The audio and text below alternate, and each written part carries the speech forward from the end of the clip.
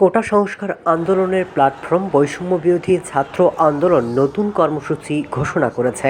সারা দেশে বিক্ষোভ মিছিল এবং সর্বাত্মক অসহযোগ আন্দোলনের ডাক দিয়েছে তারা।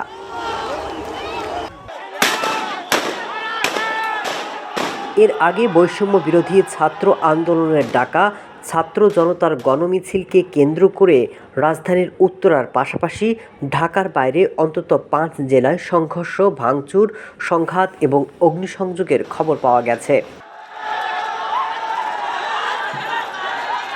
এর মধ্যে হবিগঞ্জে সংঘর্ষের মধ্যে পড়ে নিহত হয়েছেন একজন শ্রমিক। খুলনায় পুলিশের একজন সদস্য নিহত হয়েছেন।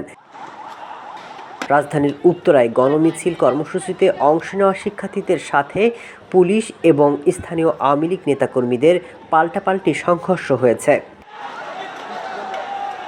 পুলিশের সাথে বিক্ষোভকারীদের ব্যাপক সংঘর্ষ হয়েছে সিলেট এবং খুলনায়। লক্ষ্মীপুর বিক্ষোভকারীদের সাথে যুবলীগ এবং ছাত্রলীগ নেতাকর্মীদের সংঘর্ষ হয়।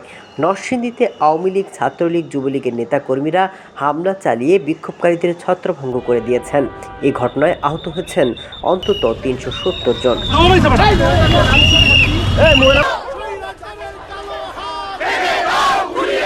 বৃহস্পতিবার বৈষম্য বিরোধী ছাত্র আন্দোলন সংবাদ বিজ্ঞপ্তি দিয়ে জানিয়েছিল, গণহত্যা এবং গণগ্রেপ্তারের প্রতিবাদে এবং শিক্ষার্থীদের ৯ দফা দাবি আদায়ে শুক্রবার প্রার্থনা এবং ছাত্র জনতার গণমিছিল কর্মসূচি পালন করা হবে। এ নিয়ে অন্তত ২৮ জেলায় এই কর্মসূচি পালনের খবর পাওয়া গেছে।